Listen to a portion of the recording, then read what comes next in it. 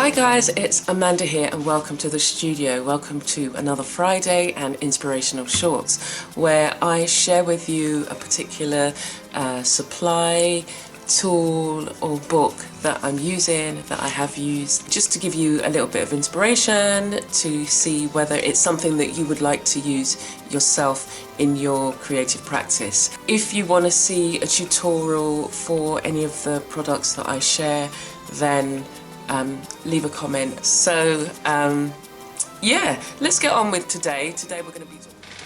Hello and welcome to today. Today I am looking at the last of the pastels that I have, and it's the Royal Langnickle. It comes in a set of 12 and these are the colours as you can see them. Didn't think to tidy up the box, but you've got greens, reds, orange, brown, blue, yellow, purple, black, deep sky blue, I guess that is, and a deep blue and white. Now these are hard pastels to the extreme, and I'm gonna see if I can provide a little bit of shade there so that you can we have some shade, please? Sometimes when you ask, you get. I'm just looking to see where I can put this paper so that you can. I am not complaining because the sunshine, having the sunshine is wonderful. So these are hard pastels in the extreme, and when I start using them you'll see why. So this is me lightly going over. So they have gone on okay. They have gone on okay. When I was using them before, I had to really press hard. So the good thing about these is that they don't colour your hands. That's the good thing about them. They don't colour your hands, but they don't. They can't blend. They don't blend. So can they be pastels? This must be a like a crayon, a pastel crayon. But when I was looking them up, because again these are supplies that I've had for years. Anyway, Royal Langnickle. I was going to say these. Yeah, I've had these supplies for years. So the mosquitoes have come out now. I've had these supplies for years, and they just sat there because I was just like, they were around my pastels in the same area.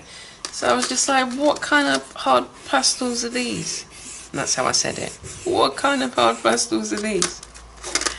And so when you apply it to the paper, it's still very smooth, it doesn't move. So that would indicate that it's not these types of pastels, it's more like a crayon. But I have used them in, so I can't say, I'll have to take that back.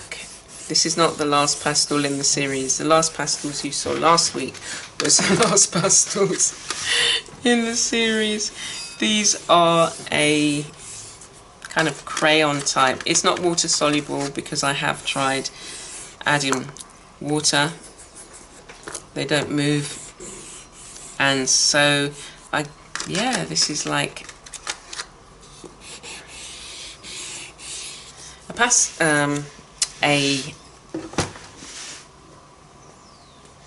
it's not even watercolour, so it's not watercolour, it is not a pastel, and it's more like a crayon. But as crayons go,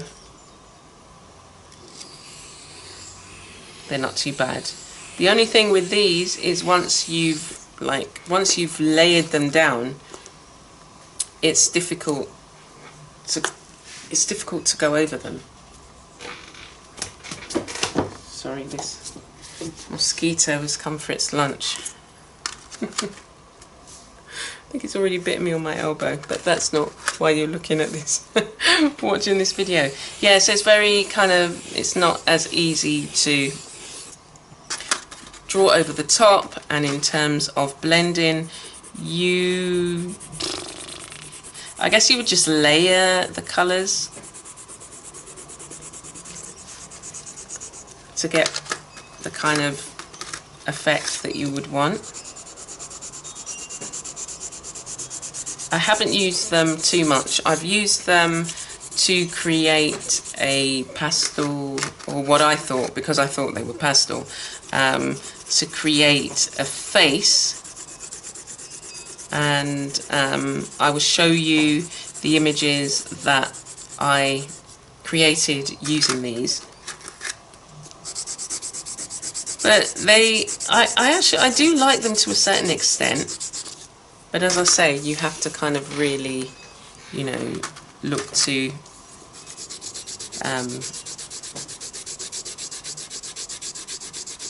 laying down blocks of colour. You can layer. Let's see if we can layer over that orange. Yeah, so you can layer and get kind of some interesting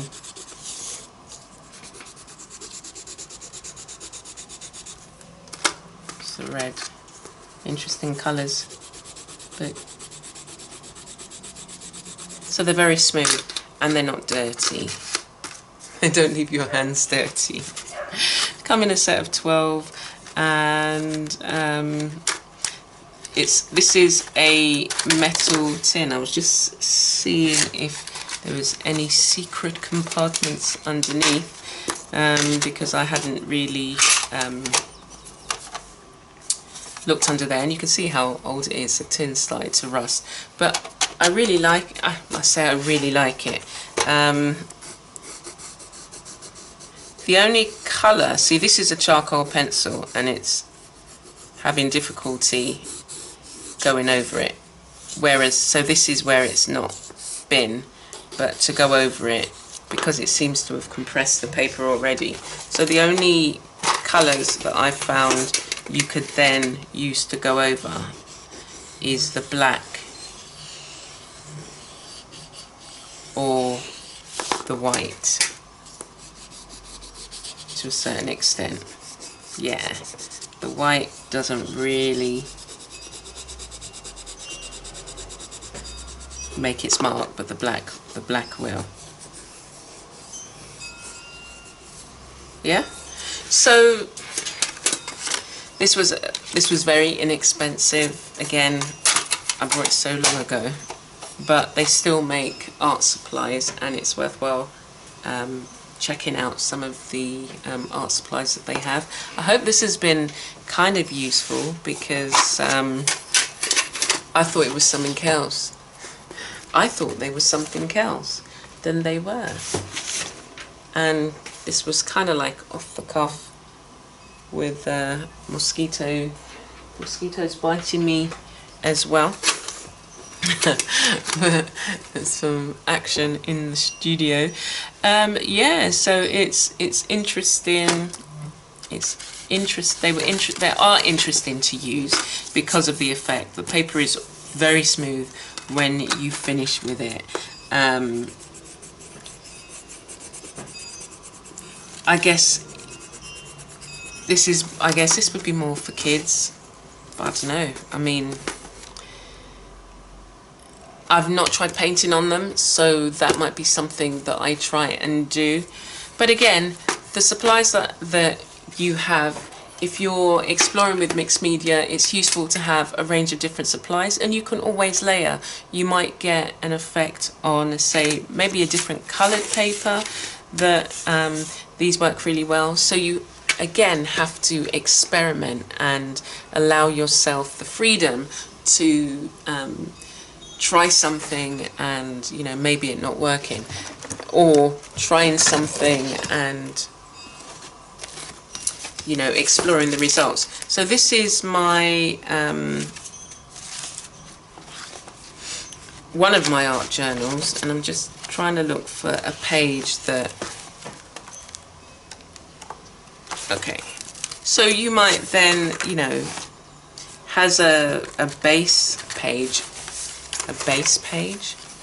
a jump off page. You might decide to look, so on the white, I hadn't worked on white paper, so on white paper you then get a different reaction than colour paper. But again, it's nice to be able to use them maybe as backgrounds, or if you wanted to work on a painted, this is a painted surface. All I've done with this is the excess that I had on my brush, I just used it on here. So you might then want to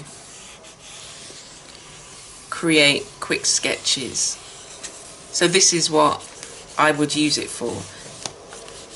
If I had 5 minutes and I wanted to, let me come out because you can't see what I'm doing.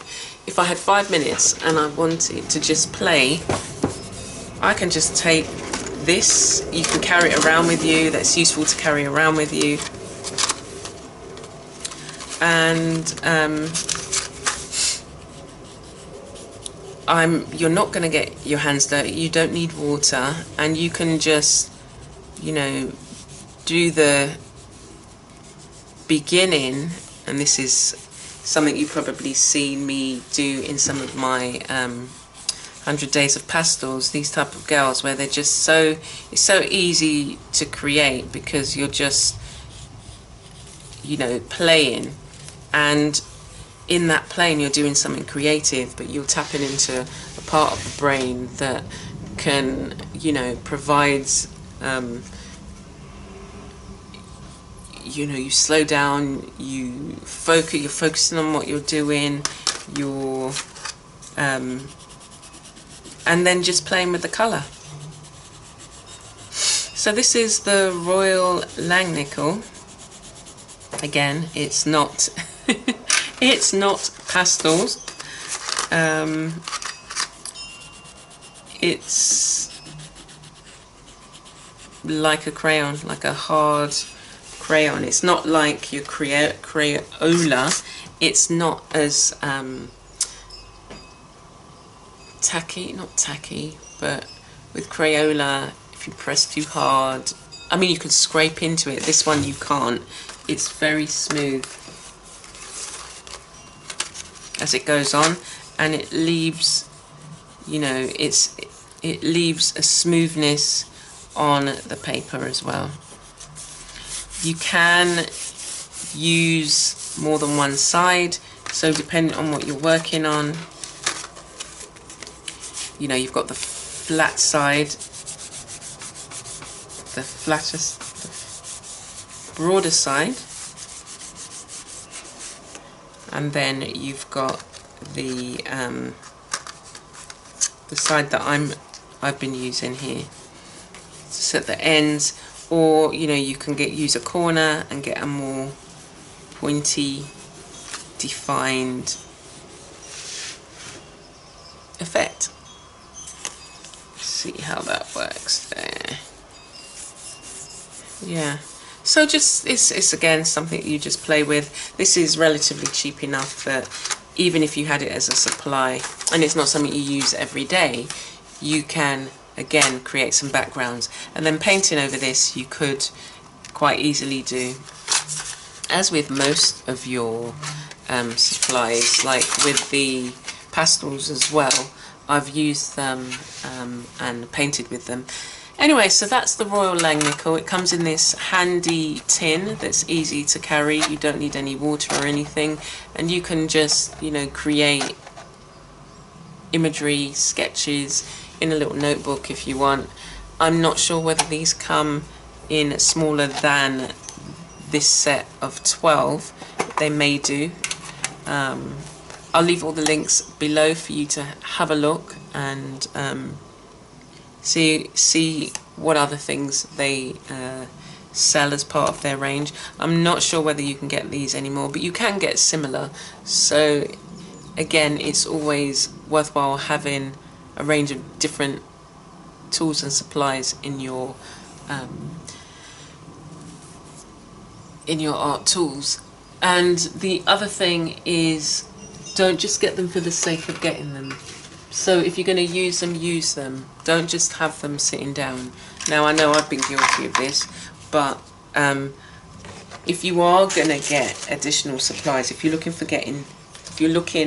to get new supplies, I want you to make the most of them.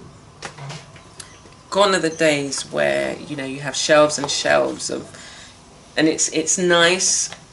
I've had that feeling, and I'll show you some of the you know, the not now, not my shelving now, it doesn't look like that, but before, when I had a smaller studio, I had to be more organised. I'm still organised, but anyway, but the supplies were just sitting on the shelf. They weren't being used, and you know, you'd end up with paints drying out, you know, and it's a waste of money. So if you're going to get them, use them, even if it's that you are just using them to play with, and or to provide a page where I could probably come back here and I might add some gesso and I might add a different supply. So you're going to use them and you're going to play with them. So check them out and see what else you can see, and I look forward to seeing you next week, where I will be sharing with you another supply that I've got and how I use them. Take care for now.